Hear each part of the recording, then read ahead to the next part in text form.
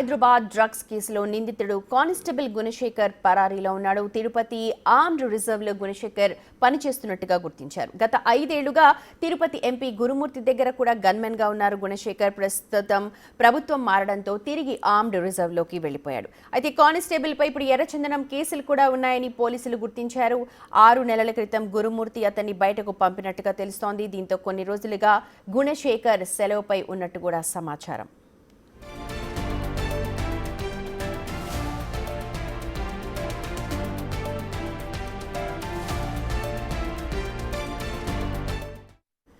మా ప్రతినిధి దామోదర్ ఉన్నారు అప్డేట్స్ అందించడానికి. దామోదర్, గుణశేఖర్ హిస్టరీ చూస్తే కొన్ని విషయాలు బయటపడుతూ ఉన్నాయి. ఏం చెప్తున్నారు పోలీసులు? ఎంతవరకు వచ్చింది అతన్ని వెతకలాట? సుమతి, తిరుపతిలోని ఏఆర్ రిజర్వ్ కానిస్టేబుల్ గా పనిచేస్తున్న గుణశేఖర్ గత 5 సంవత్సరాలుగా తిరుపతి ఎంపీ గురుమూర్తి వద్ద గన్మెన్ గా పనిచేస్తాడని తెలుస్తుంది. ఇతని శ్రీమతి తిరుపతిలోని మెటర్నరీ ఆసుపత్రిలో స్టాఫ్ నర్స్ గా కూడా పనిచేస్తుంది. అయితే గత 6 నెలలుగా గురుమూర్తి వద్ద నుంచి అతన్ని బయటికి పంపించినట్లు సమాచారము. గతంలో కూడా ఇలాంటి వ్యవహారాల్లో అతను పాల్పంచుకున్నట్లు, ముఖ్యంగా ఎర్రచందనం అక్రమ రవాణా కేసుల్లో కూడా పలు కేసుల్లో ఇతని హస్తం ఉందంటూ కూడా పోలీసులు చెప్తున్నారు. మొత్తం మీద దీనికి సంబంధించి ఇతను ఏదైతే నిన్న హైదరాబాద్ లో డ్రగ్స్ ముఠాలో అరెస్ట్ అయ్యాడు అని కొంత సమాచారం ఇక్కడ చెప్తున్నారు. అయితే పరారైనాడని కూడా అంటున్నారు. మొత్తం మీద గుణశేఖర్ కోసం ఇటు తిరుపతి పోలీసులు అయితే అతని విషయం మీద పూర్తి స్థాయిలో ఆరా తీస్తున్నారు. గతంలో ఎక్కడ పనిచేశాడు, ఎక్కడెక్కడ ఇతనికి వ్యవహారాలు ఉన్నాయి, ఎవరితో పరిచయాలు ఉన్నాయన్న విషయాలను కూడా ఆరా తీస్తున్నారు. మొత్తం మీద అయితే 5 సంవత్సరాల పాటు ఏదైతే అప్పట్లో అధికార పార్టీకి సంబంధించిన ప్రజాప్రతినిధి వద్ద పనిచేస్తున్న సమయంలో కూడా అతను అధికార దుర్వినియోగానికి పాల్పడుతూ అనేక అక్రమ దందాలకు పాల్పడినాడంటూ కూడా అతని పైన ఆరోపణలు ఉన్నాయి.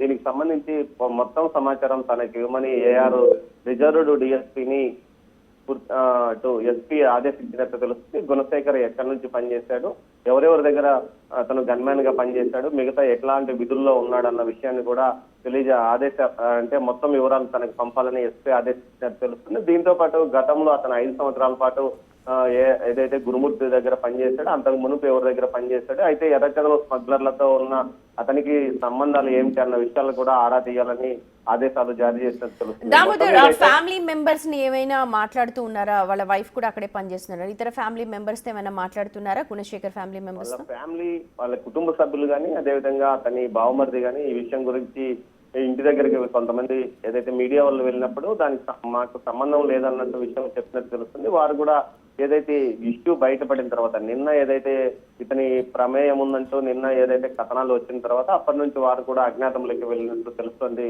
సుమితి, మొత్తం మీద అయితే ఈ గుణశేఖర్ ఇష్యూ పెద్ద హాట్ టాపిక్ గా మారింది. 6 నెలల క్రితమే ఈ విషయంలో మనము ఏదైతే ఇటు గురుమూర్తికి సంబంధించిన పిఆర్ఓను అడగ్గా గత 6 నెలల క్రితమే అతని వ్యవహారాలు సరిగా లేనందువల్ల తాము విధుల నుంచి తమ వద్ద నుంచి తప్పించామని కూడా వారు చెప్తున్న పరిస్థితి. ఇటు ఏదైతే గురుమూర్తికి సంబంధించిన పిఆర్ఓలు కానీ అటు వారి కుటుంబ సభ్యులు కానీ ఈ విషయం మీద పెదవి విప్పడం లేదు. తమకు ఇతని వ్యవహారాలు కొంత సూచాయిగా తెలియడంతో తమ వద్ద నుంచి విధుల నుంచి తప్పించినట్లు ఏదైతే గురుమూర్తి సంబంధించిన ఆఫీస్ వర్గాలు చెప్తున్నాయి. మరోవైపు అటు ఎంపీ దగ్గర గన్మెన్ గా పనిచేశాడు, ఫైన్. ఆర్మ్డ్ ఫోర్సెస్ కి మళ్ళీ రిటర్న్ వెళ్ళిపోవాలి. ఆర్మ్డ్ ఫోర్సెస్ నుంచి ఏమన్నా ఇన్ఫర్మేషన్ అందుతోందా? అక్కడ రిపోర్ట్ చేశాడా ఆర్మ్డ్ ఫోర్సెస్ లో, రిజర్వ్ లో?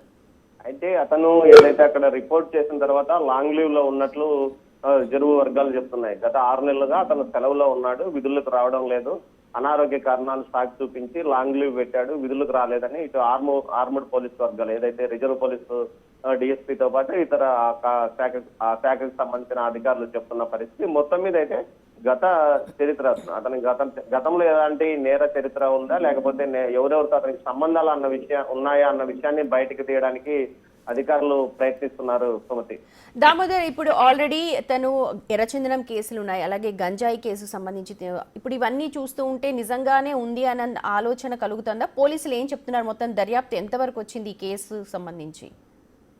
సుమతి, గతంలో అతని మీద ఇక్కడ ఉన్న కేసులకు ప్రమేయం కాదు కొంత సహకారం అందించాడని అతని మీద సమాచారం ఉంది. అంటే పూర్తి స్థాయిలో అతని మీద కేసులు ఎర్రచందనానికి సంబంధించిన కేసులు నమోదు కాలేదు. కానీ ఏదైతే డ్రగ్స్ స్మగ్లింగ్ కేసులో రెడీ హ్యాండెడ్ గా అతని ప్రమేయం ఉంది, అతను పరారైనట్లు రైట్. ఏదైతే తెలంగాణ పోలీసులు ప్రకటించిన తర్వాతనే పూర్తి స్థాయిలో అతని గురించి ఎంక్వైరీ ప్రస్తుతం కొనసాగుతోంది Sumathi. Right Damodar, thank you so much.